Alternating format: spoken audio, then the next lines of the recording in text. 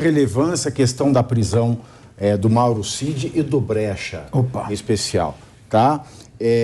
Tem um trecho, né, de um áudio que eu vou ler aqui para vocês, porque infelizmente nós não temos o áudio aqui, mas isso já foi publicado, né? Se for verdadeiro, ele fala o seguinte: é um trecho de um áudio do Mauro Cid para o Brecha, que era o secretário de turismo lá de Duque de Caxias. Vou abrir aspas.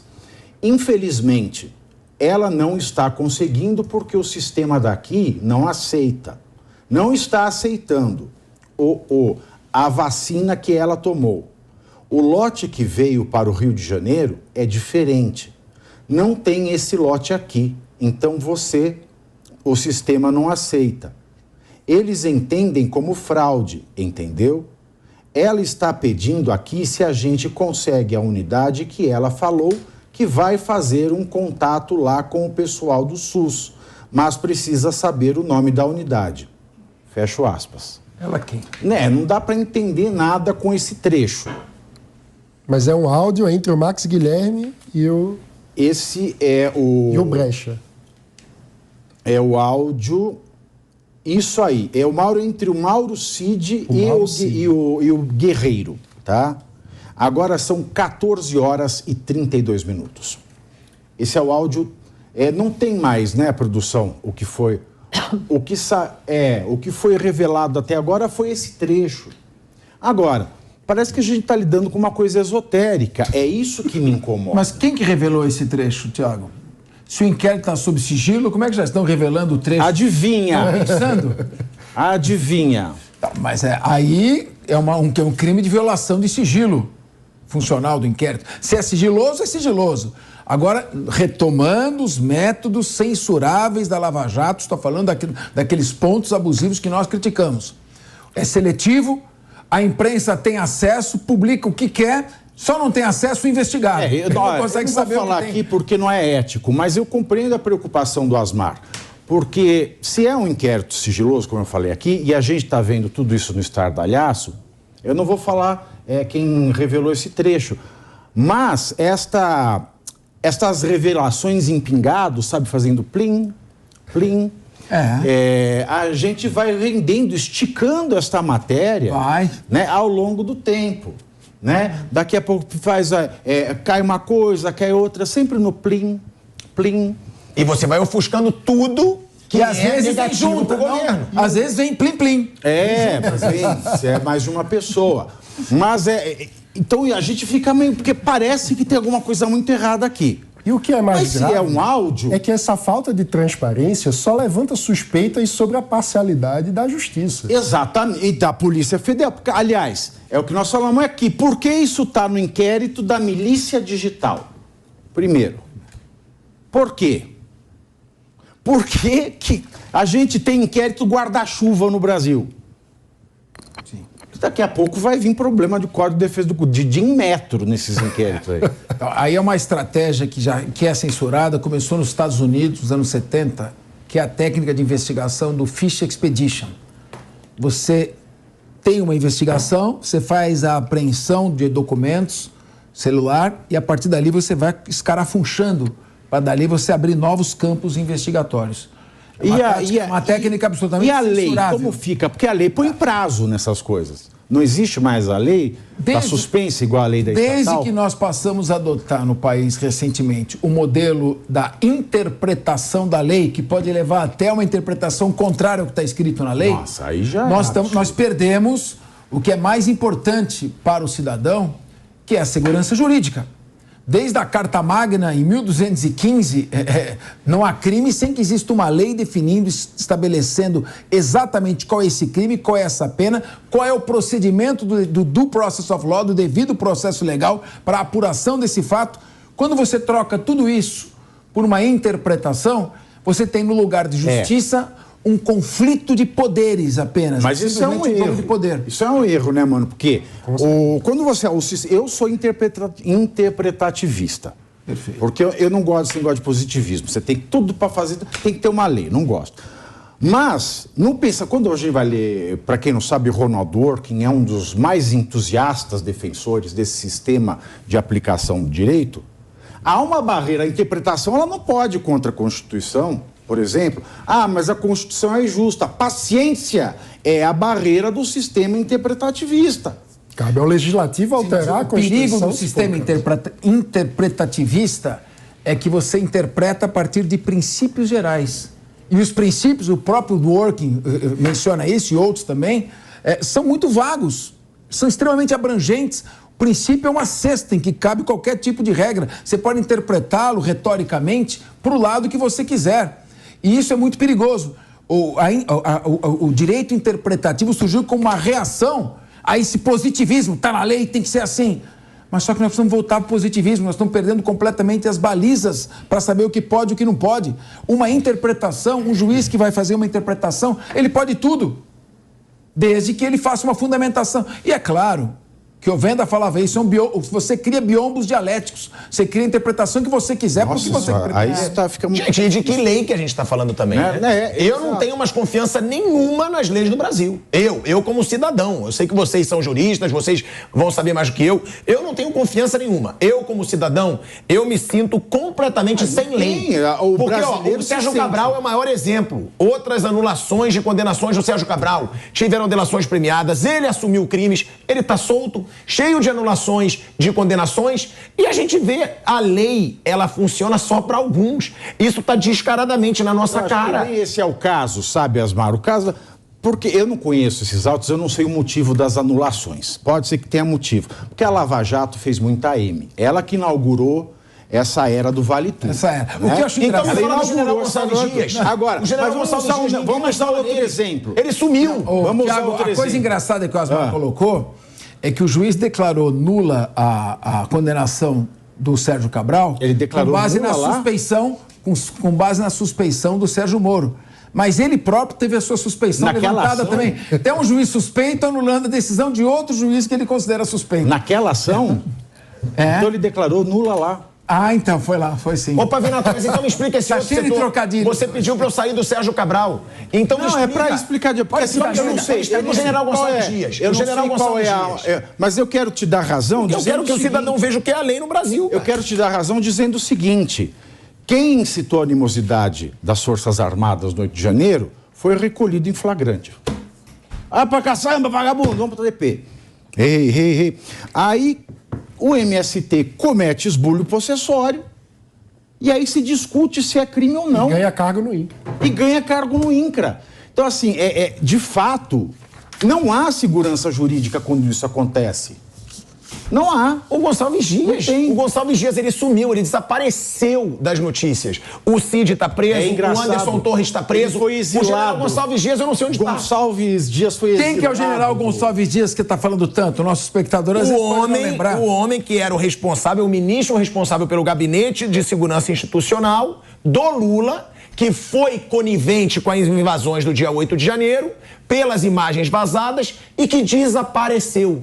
Ele não está preso, ele não está ele não está prestando depoimento, ele sumiu. Ele prestou uma vez e desapareceu.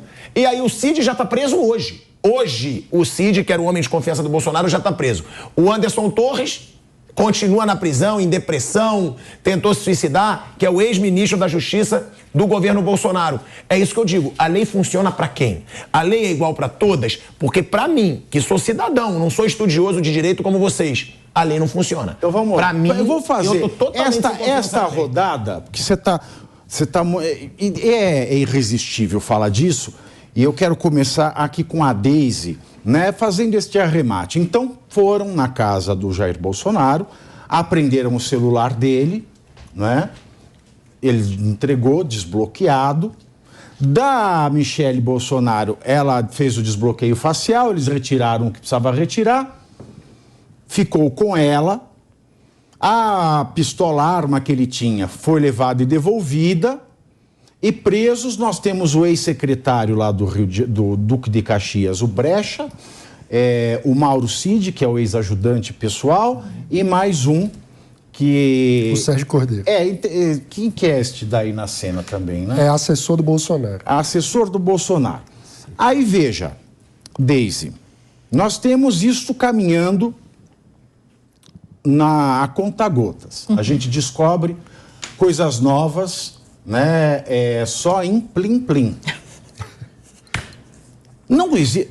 Bom, não precisa ser um gênio na informática para saber, né, e quem gosta de crime digital, eu que já trabalhei em produção criminal, de série criminal, a gente sabe que sempre tem a impressão digital, né, em tudo que se faz em um sistema informatizado.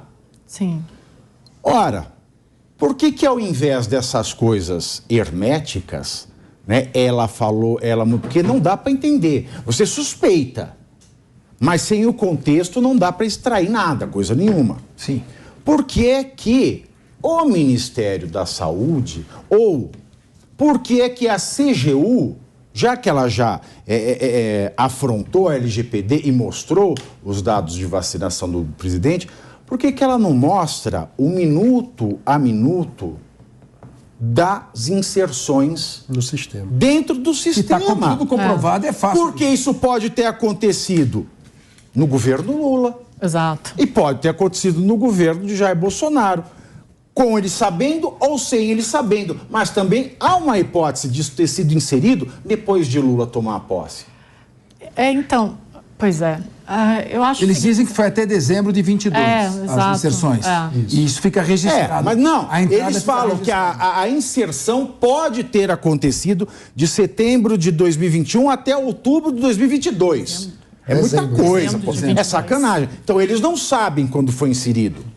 Por que ninguém do Ministério da Saúde, ou sei lá quem cuida desse sistema do SUS... Em dezembro, a alegação é que teriam sido apagados os registros, né? Os registros teriam sido apagados do sistema, como se fosse para não deixar vestígios. Pelo menos Você vê, a gente fica sabendo, a gente fica sabendo, foram apagados... São trechos que não mostra? Foram apagados por quem em dezembro? Sim. Embora apagado, pode ser recuperado. Exatamente. E ao ser recuperado... você pode descobrir isso imediatamente, porque quem acessou e alterou os dados, deixou o seu rastro, colocou a sua senha para acessar. Tudo isso fica registrado no sistema. Então, já se sabe quem é que entrou. Por que não se divulga essa informação? Foi esta pessoa que falsificou nesta data. O que significa pode ter sido de setembro de 2021 a dezembro de 2022. Pois é. O crime não tem uma data certa? Não, eu concordo com vocês. Eu acho que aí é um ponto que tem que ser debatido.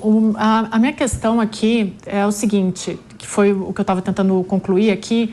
Acho que existe uma mensagem muito clara nesse cenário todo, e eu concordo com o Thiago, quando ele fala que o PL das fake news ele ficou em segundo plano, ele não sumiu. Mas acho que existe uma mensagem muito clara. Qual, Thiago? Asmar. Filiado, pronto. Filiado. Que o PL das fake news ficou no segundo plano. Mas eu acho que a grande mensagem no meio disso tudo é isso que a gente estava falando aqui. Existe uma tentativa de punir o ex-presidente Jair Bolsonaro. Vai ser por A, por B ou por C. De alguma forma isso vai acontecer. A forma como tem sido divulgado até agora, eu nunca sou muito otimista em relação à política no Brasil, mas eu vou ser agora. Eu espero que seja por causa da brevidade das informações, porque elas recém começaram a ser divulgadas, mas quem sabe, até o final da semana, a Polícia Federal consiga divulgar direito o que aconteceu, quando que essas inserções ocorreram, como que elas ocorreram e como que o ex-presidente entrou nos Estados Unidos sem a suposta vacinação, né? Eu espero que seja tudo ainda por causa da brevidade das informações, mas obviamente tem muita pergunta para ser respondida aí. Exatamente. Agora, mano do céu,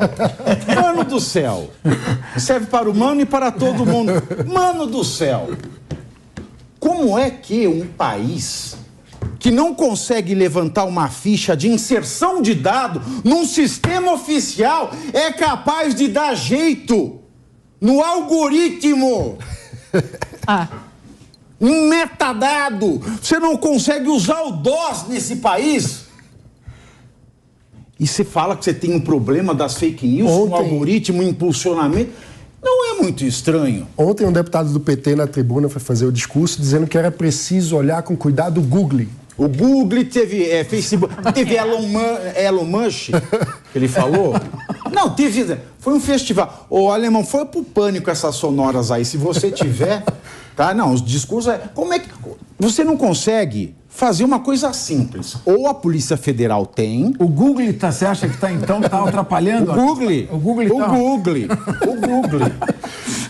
Ele falou, estava olhando pro Noitebruik dele. Né? Você não traz o seu leque-toque mais? Sem dúvida.